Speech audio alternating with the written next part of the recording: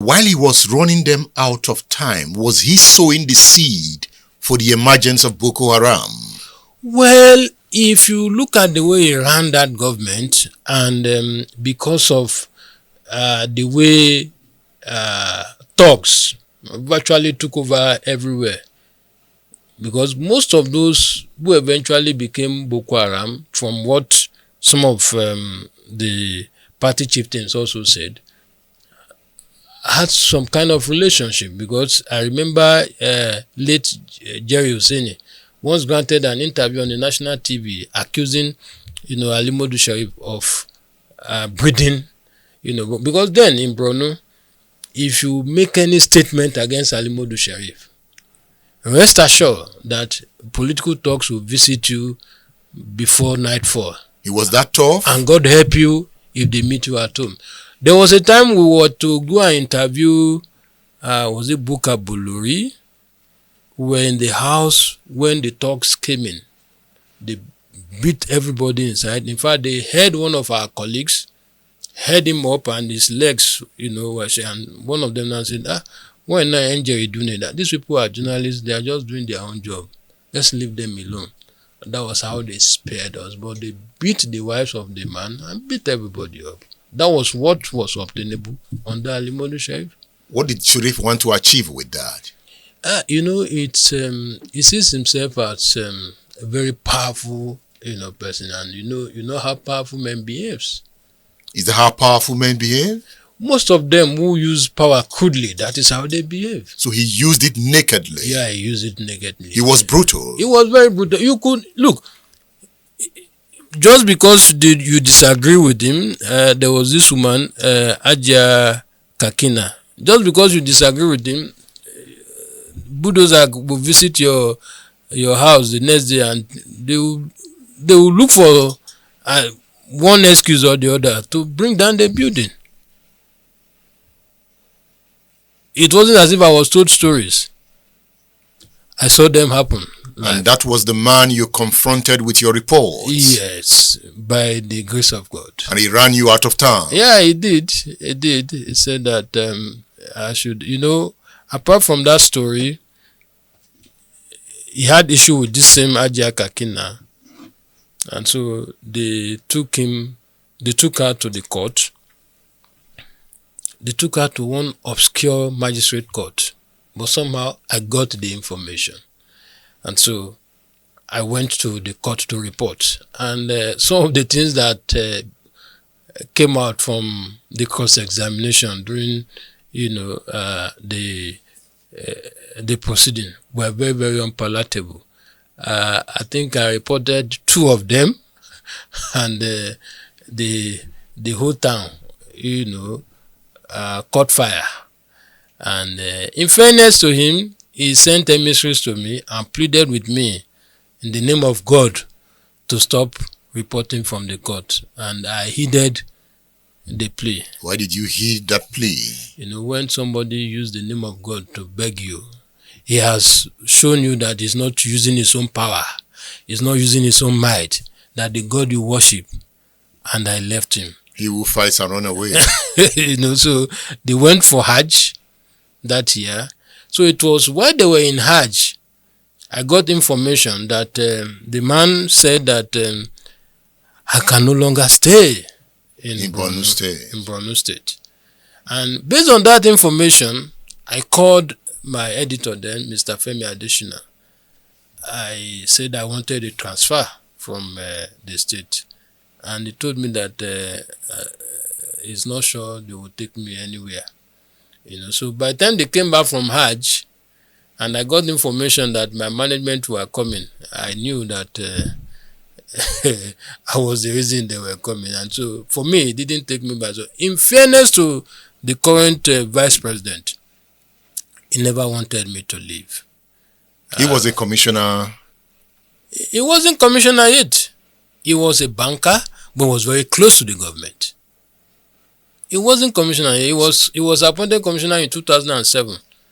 I was declared Persona Non Grata in 2005. He told me that, look, because of his relationship with the government, he's close to the father, and that he believes that the father there's nothing the father tells him that he won't listen, that he wants to take me to the father so that they can allow me to stay. And I told him, I said, sir, I want to leave. And I thank God. You left. I left. Wow. You know, when we talk about Borno, we cannot run away from what is going on now. Boko Haram. And they sprang up viciously under Ali Modu Sheriff. Yes. Did you see the signs before you left?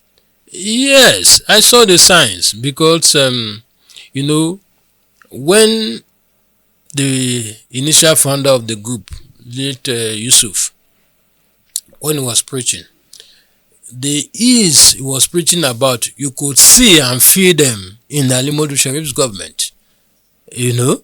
And so it was easy for the young man to assemble people. Because, you know, when you say somebody stole and you see the person stealing, it's not as if you are looking for evidence, you know. So he was preaching about vices in government, which we could all see and feel. So it was easy, you know, for him to assemble. But I believe that the government also didn't manage the situation well.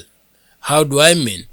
You know, when they lost some of their members and they were going to bury, you know, their dead, they were confronted by security operatives. I can't remember the outfit now, but it was Alimodu Sharif. It was Alimodu Sharif who inaugurated that team, and those ones now challenged them that they were not putting on helmet, and they said, "Look, what is our business with your helmet?" In the process, there was disagreement. In the usual way, police came out to say that self-defense. They were trying to snatch their weapons, and they killed some of their members. Now, when they killed some of their members, Yusuf wrote formally to the state government, because in Islam, when you kill somebody unjustly, you pay compensation. It is called diya. So he wrote formally to the government to request for compensation. You know, nobody listened. They gave ultimatum. The ultimatum expired, and before you knew it, what we have today started like a joke. But unfortunately, there was a member of Sharif's cabinet who also had a relationship with the group. Maybe if that man was not summarily executed, maybe we probably would have gotten to the root of all this, but nobody allowed him to say anything before. And I wasn't there at that point, but those who saw what transpired said they took him, when they arrested him, he said he wanted to see his boss, which was the governor. They took him to see the governor, and the next thing we had was, the death of, the man. Just like that? Just like that. I think he was a commissioner of religious affairs. Yeah, he was a commissioner. And anywhere where you have commissioner in charge of religious affairs, his duty is to act as a liaison between the various religious groups and the government. So the point is that you can link political activities at the time to the emergence of Boko Haram. Of course. He must have created the atmosphere. Yeah, he created the atmosphere. Because the way he ran the government with iron fists, and the idea of I am all in all, there's nothing anybody can do. As governor, if Sheriff is sitting down, you dare not sit as a commissioner. You sit on the floor. So these are things that the people were preaching against. They saw them live. They saw them happen. So Muhammad must have started like a revolutionary. Exactly. Before becoming an extremist. Yes. Is it that we don't pay attention to messages when they come? The messages of persons like Muhammad Yusuf, because we see that violence keep expanding. We have moved from Boko Haram to bandits. Bandits. And it has to do with messaging. Yeah, it's messaging. We get these messages. We get them, but most often we don't pay attention to them. Do journalists pay critical attention to such messages? We do. I recall when after Yusuf, after his demise, I don't know whether I was the first. I did a piece. They claimed they had killed Shekau. And with my contacts and everything, we realized that Shekau was alive. And we did a story, trying to call the attention of the government and security operatives. But rather than government paying attention, they were looking for me up and down. Do you like hiding? Of course, like elders say, he who fights to run away, live to fight another time. It's always good to live to tell the story. I thank God I'm alive today to tell the stories of some of the things that happened. Even though, like I told my audience, there are some facts that I deliberately withheld. Why did you withhold those facts? Yeah, because, Boko Haram is still on, and there are certain things you must be careful about. But the one I have been able to unravel is that the first Boko Haram convict that the federal government secured, the first conviction federal government secured, would have been impossible without my testimony in an open court. I made it possible, and that was the day I realized why most high-profile cases are lost by government. Because without my testimony, without that testimony, there was no way. Because I was the one who handed over the suspect to the police after he attempted bombing my office in Kaduna. The twin bomb that happened in Abuja and Kaduna in 2012. And once we did that, I thought that was all. Everybody went their own way. About a year later, I got a call from my office that the police are pleading that I should come. I said, over what? They said the matter in court and they needed witness. At first, I didn't want to because I knew the implications. But at the end of the day, I said, look, I've been at the forefront of fighting to end this Boko Haram.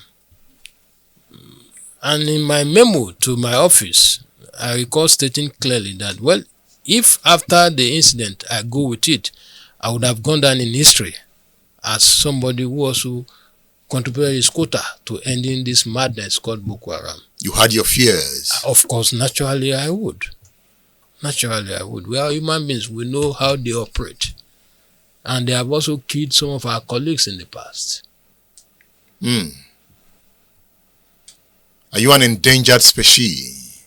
I wouldn't want to refer to myself as that.